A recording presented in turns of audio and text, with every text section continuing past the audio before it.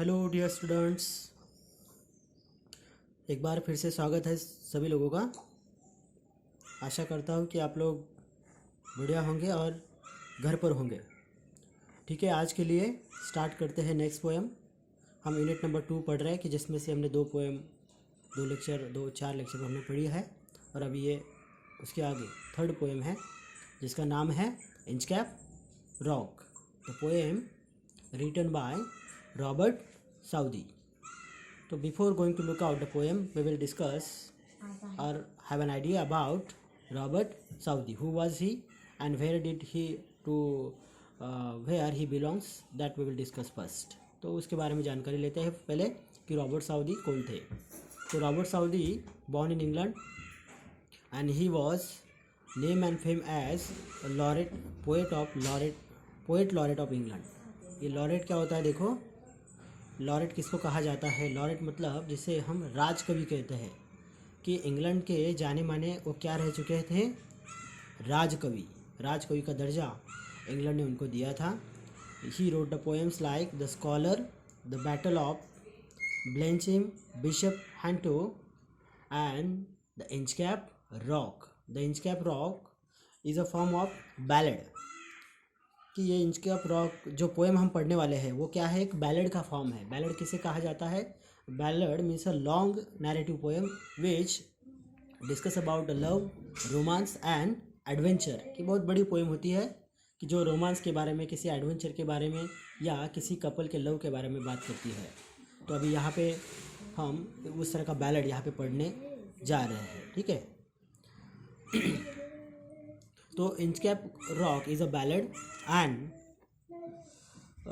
first of all, before going to look out the poem, we will discuss the character. We will try to know about the central idea of this poem and then we will go onward. तो पहले जान लेते कि long narrative poem है तो उसमें 2 characters है. कितने कैरेक्टर्स है? 2 कैरेक्टर्स है. दो कौन कौन से? देखो, एक का नाम है एबोट ऑफ एबरब्रोथोक, एबोट ऑफ एबरब्रोथोक, और दूसरा है Ralph the lower. Ralph the lower. The poem is all about jealousy. तो पोएम किसके बारे में डिस्कस करती है कि क्या थीम उसकी क्या है? कि जेलसी के बारे में वो हमें हमारे साथ बात करती है या हमें उसका डिस्क्रिप्शन, जेलसी का डिस्क्रिप्शन मिलता है. तो what is the central idea of this poem? तो सेंट्रल आइडिया क्या है इस पोएम के वो पहले जान लेते हैं. It is about a poem of 14th century. कि 14th सेंचुरी में के इवेंट और इंसिडेंट के बारे में ये पोएम हमें जानकारी देती है. कि हमने वो कैरेक्टर पढ़ा कौन सा? Abbot of Aberbrothok. तो एबोट मतलब क्या होता है? जैसे कोई साधु पुरुष हो, कोई संत हो, कोई मसीहा हो, उसे हम क्या कहते हैं? एबोट. ABBOT. मतलब संत महात्मा जो होते हैं, मसीहा जिन्हें हम कहते हैं, या चर्च के फादर जो होते हैं, उनको क्या कहा जाता है? एबोट कहा जाता है. और उनका नाम है एबोट ऑफ एबरब्रोथोक. ये एक कैरेक्टर है कि जो एक बड़े महात्मा है. और दूसरा एक नाम मैंने आपको बताया, क्या? Ralph the lower. कि वो बहुत जेलसी है. जिस तरह से इस महात्मा ने काम किया है, उसके काम के लिए इस आदमी को बहुत जलन है, जेलसी है. तो वही बात हम यहाँ पे डिस्कस करेंगे. तो देखो, तो सेंट्रल आइडिया क्या है इस पोएम की? इंचकैप रॉक. इंचकैप ये एक रॉक का नाम है, इंचकैप रॉक.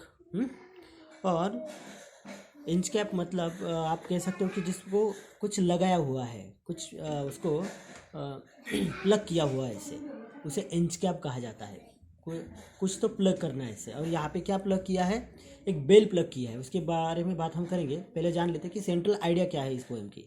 ठीक है, तो सेंट्रल आइडिया की जहाँ तक बात है, तो जैसे हम कहावतें कहते हैं, जैसे प्रोवर्ब हम कहते हैं, as you sow shall you reap. As you sow shall you reap मतलब क्या? कि जो आप बोगे वही पाओगे. या फिर देखो, crime gets its own punishment. हाँ, कि जो गलतियाँ करता है और उसका भुगतान खुद ही भोगता है, होता है ना ऐसे. तो उसी तरह से हम कह सकते हैं, evil digs a pit for others but fall into the same. किसी और के लिए गड्ढा खोदना मतलब खुद के लिए गड्ढा खोदने जैसा होता है. या फिर आप किसी की और बुराई से देखते हो या बुरा सोचते हो, मगर बुरा किसका होता है? खुद का ही हो जाता है. तो all in all that is the theme और central idea of this poem. कि वही थीम है कि अच्छे कर्म करोगे तो अच्छा फल पाओगे और बुरे कर्म करोगे तो बुरा फल पाओगे। ठीक है, तो ये सेंट्रल आइडिया है। अभी हम पोएम पढ़ते हैं लाइन बाय लाइन। ठीक है, the inch cap rock. Inch cap मतलब इस तरह का कुछ प्लग उसे किया हुआ है, इस तरह का रॉक। आप यहाँ पे देख सकते हो कि देखो यहाँ पे ये क्या है, रॉक है, ये समंदर है, समंदर का पानी है और समंदर के पानी के ऊपर ये क्या है, बहुत बड़ा रॉक है और उसको कुछ लकड़ी वगैरह यहाँ पे लगाया और उसको एक बेल लगाई है। देखो, तो उसके बारे में हम यहाँ पे बात करेंगे। ठीक है, हाँ तो देखो, no stir in the air. क्या नो स्टीर, स्टीर मतलब किसी तरह की कोई हलचल नहीं है। हाँ, सन्नाटा है, जैसे कोई कुछ सब कुछ जैसे थम सा गया हो, हाँ, स्टैंडिंग हो। तो no stir in the, 1 minute, ये कुछ धुंधला दिखाई दे रहा है। ओके, हाँ, no stir in the air. क्या प्रॉब्लम है, धुंधला दिखाई दे रहा है। 1 मिनट। हाँ,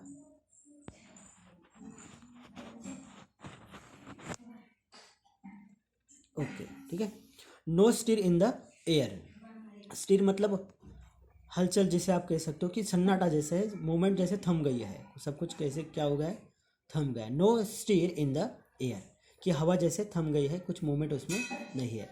नो स्टीर इन द सी, यहाँ तक कि समंदर जो है वो थम सा गया है, कुछ मोमेंट उसमें दिखाई नहीं दे रही है। सन्नाटा, जैसे सन्नाटा जब हो, कि जब भी कोई सन्नाटा होता है तो वो कुछ अलग घटना घटने की वो हमें सूचना करता है। हाँ, कुछ गलत होने वाला है ऐसा लगता है जब भी सन्नाटा हो, तो कुछ ऐसी बात यहाँ पे है। ठीक है, तो the ship was as still as she could be. The ship was as still as she could be. तो शिप जो है, देखो यहाँ पे आप शिप देख सकते हो, ये वाला शिप है, तो पूरी तरह से स्टेबल है, स्थिर है।